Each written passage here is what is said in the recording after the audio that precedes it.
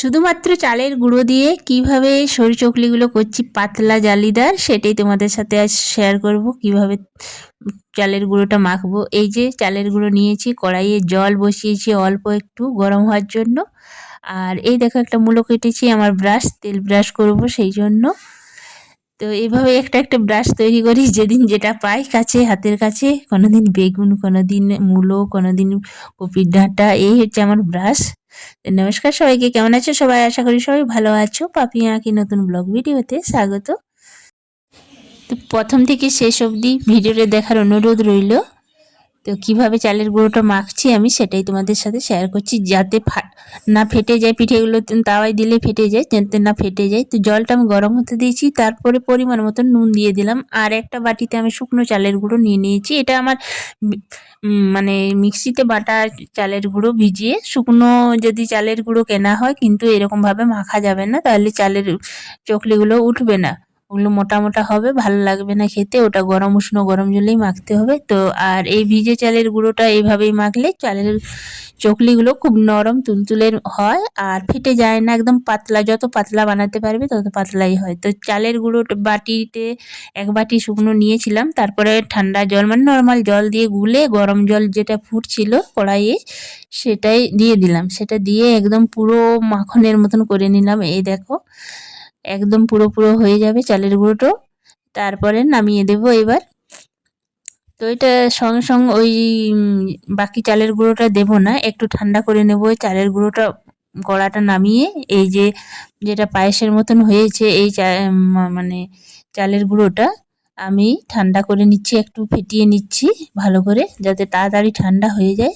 গরম দিলে কিন্তু চালের মানে চকলিগুলো উঠবে না। তো এইভাবে একবার মেখে করবে, এরকম করে মেখে। তো খুব ভালো চকলি হবে। আর কমেন্ট করে জানাবে কেমন হয়েছে। এই দেখো অনেকটাই ঠান্ডা হয়ে গেছে। তো এইবারে আমি যতটা চালের গুঁড়ো এটা মাখা যাবে মাখবো, তারপরে ব্যাটারটা পাতলা করার জন্য পরে নর্মাল জল দিয়ে আমি পাতলা করব। কিন্তু প্রথমে আমি এটা মেখে নেব, যতটা দিয়ে এই মাখনটা দিয়ে মানে এই গ্রেভিটা দিয়ে মাখা যায়, ততটাই আমি মানে চালের গুঁড়োটা মাখবো। তো এক হাতে ভিডিও করছি, এক হাতে মানে গুঁড়ো মাখছি, তো ভালো মাখাচ্ছে না, তো মাখিয়ে নিয়ে দেখাচ্ছি। এই দেখো অল্প অল্প করে চালের গুঁড়ো দিয়ে যতটা এটার সাথে মাখানো যায় চালের গুঁড়োটার সাথে, ততটাই মাখবো। তো দেখো আমি অনেকটা একসাথে নিয়ে নিলাম। এবার ভালো করে হাত দিয়ে মেখে নিতে হবে, মানে বাটিতে মাখা যাচ্ছে না, হাতাতেও যাবে না। তো ভালো করে আমি হাত দিয়ে মেখে নিচ্ছি, তারপর তোমাদের দেখাচ্ছি। এই দেখো ভালো করে হাত দিয়ে মেখে নিতে হবে, তাহলে কি হবে। আর খুব গরম দিলে মানে চালের গুঁড়োটা মানে সিদ্ধ হয়ে যাবে, চকলিগুলো খেতে ভালো হবে না। তো এই দেখো প্রথমে মাখিয়ে নিলাম, এবার নর্মাল জল নিয়েছি। এবার অল্প একটু জল দিয়ে ব্যাটারটা তৈরি করবে, যাতে চকলির ব্যাটার যেরকম পাতলা হয় ততটাই জল দিব। তো মাখানো হয়ে গেছে, এইবারে আমি দিয়ে দিলাম নর্মাল জল। তো নর্মাল জল দিয়ে আমি ভালো করে একটা ব্যাটার তৈরি করে নিচ্ছি। তো তোমাদেরকে এটা ভালো করে মেখে নিয়ে আমি দেখাচ্ছি তোমাদেরকে যে কত মানে মোটা হবে ব্যাটারটা। এই যে এইভাবে ব্যাটারটা তৈরি করে নিলাম, ব্যাস আমার রেডি। এবার আমি ফ্রাইং প্যানটা বসিয়ে দিয়েছি আগেই গরম হওয়ার জন্য, নইলে প্রথমে চকলিটা উঠতে চায় না দেখবে, বেশি ভালো গরম না হলে। আর এইখানে আমি এই যে মূলো ব্রাশ নিয়েছি আর তেল নিয়েছি, সর্ষের তেলেই করি বেশিরভাগ রান্না আমি। তো ফ্রাইং প্যানটা গরম হয়ে গেছে, কালকে ধোসা করেছি, ফ্রাইং প্যানটা এখনো মাজা হয়নি। জল বুলিয়ে আমি আবার সরু চকলি বানাচ্ছি। এই যে তো খুব ভালো করে ব্রাশ করে নিলাম তেল দিয়ে। এইবারে আমি অল্প একটু ব্যাটার নিয়ে নিলাম, আর এই যে আমার সিম কার্ডটা আছে সেটা দিয়ে আমি পাতলা করি চকলিগুলো, যতটা পাতলা করার আমার প্রয়োজন হয় ওইটা সাইজেই করি। এই যে আগে তাল পাতাতে করতাম, এখন এটা দিয়েই করি। এই যে যতটা পাতলা করা যেতে মানে যার যত বড় তা যতটা পাতলা করবে, এরকম করে যদি চালের গুঁড়োটা মাখা হয় ততটা পাতলা চকলিটা হবে। তো দেখো আমার ফ্রাইং প্যানটা যত বড় ততটাই আমি দিয়েছি। অল্প একটু ঢাকা দিয়ে দিলাম, বেশিক্ষণ ঢাকা দিতে হবে না, হাফ মিনিটের মতন ঢাকা দিয়ে দিলেই হয়ে যাবে। তো ঢাকা খুলে দেখো কত সুন্দর, কত বড় হয়েছে। আর দেখো সঙ্গে সঙ্গে উঠে যাচ্ছে, মানে লেগে যাওয়ার তো মানে কোনো চান্সেই নেই, তারপরে ফেটে যাওয়ার কোনো ভয় নেই। এইভাবে যদি পাটিসাপটা করা যায়, পাটিসাপটার পুর করে যদি এইভাবে চকলিগুলো করা যায় খুব ভালো পিঠে হবে। যে মানে ময়দা মেশাতে হবে সেসব কিছু দরকার নেই, শুধুমাত্র চালের গুঁড়ো দিয়েই পাতলা পাতলা যতটা পাতলা করা যেতে পারে, অল্প দিয়ে আমি বেশি পাতলা করতে পারি, বা ফ্রাইং প্যানটা যত বড় যার যত বড় ততটা পাতলা করা যাবে। এইভাবে চালের গুঁড়োটা যদি মাখা হয় তো এইভাবে একবার মেখে সবাই করে দেখবে তো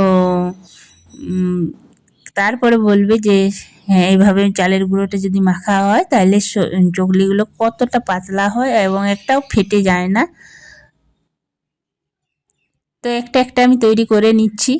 তো আমি একটা তৈরি করেছি, আবার একটা বসিয়ে দিলাম। এবার আমার শাশুড়ি মাকে একটা দিয়ে দেখব। আমার এইরকম তৈরি করতে করতেই সবাইকে দিতে থাকি, তাহলে গরম গরম জিনিসটা ওরা খেতে পারে, তাই ভালোও লাগে। আর গরম গরম খাওয়ার স্বাদই আলাদা, যে কোনো জিনিসেই গরম গরম খাওয়ার মজাটাই আলাদা। শীতকালে তো পুরো গরম গরম করা আর খাওয়া ওইটাই হচ্ছে মজা।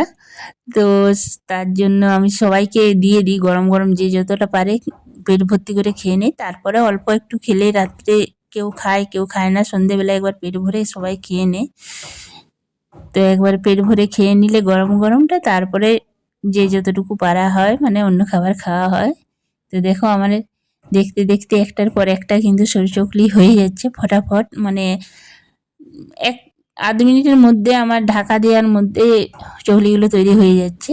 আর একদম পাতলা জালিদার চকলিগুলো তৈরি হচ্ছে, একটুও ফেটে যায়নি, একটিও লেগে যায়নি। এই দেখো আমার শাশুড়ি মাকে দিলাম। শাশুড়ি মাকে জিজ্ঞেস করলাম নুনটা ঠিক আছে কিনা, বলছে ঠিক আছে। তো নুন এটাই শুধু নুনিতে মেশানো হয়, আর কিছু মেশাই না। যদি মিষ্টি মেশাতে চাও মিষ্টি চকলি করা যায়, তা মিষ্টি মেশাইনি, আমি নুন দিয়েই করছি। সরু চকলি নুন দিয়েই ভাল লাগে শুধুমাত্র। এই দেখো একটা একটা করছি আর কুলোতে রাখছি, কুলোটায়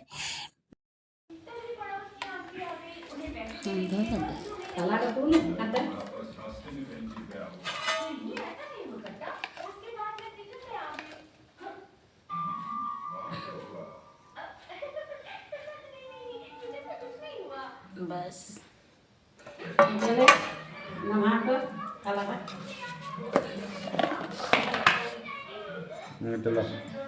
এটা রাখ, এখানে রাখ।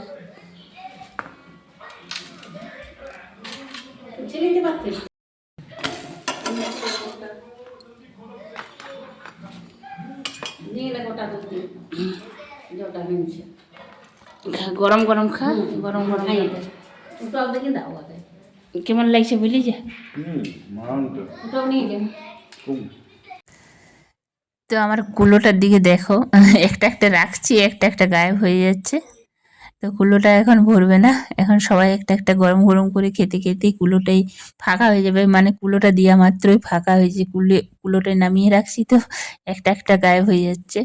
তো দেখো আমি এদিকে একটা একটা গরম গরম তৈরি করে নিচ্ছি, করতেও টাইম লাগছে না, খুব তাড়াতাড়ি হয়ে যাচ্ছে। আর চালের গুঁড়োটা ভালো মাখা হলে করতেও ভাল লাগে, আর যদি মাখা ঠিকঠাক না হয় তাহলে দেখবে করেও শান্তি নেই, মানে করা জিনিসটা ভালো যদি না হয় তাহলে কিন্তু করেও ঠিকঠাক মন ভরে না।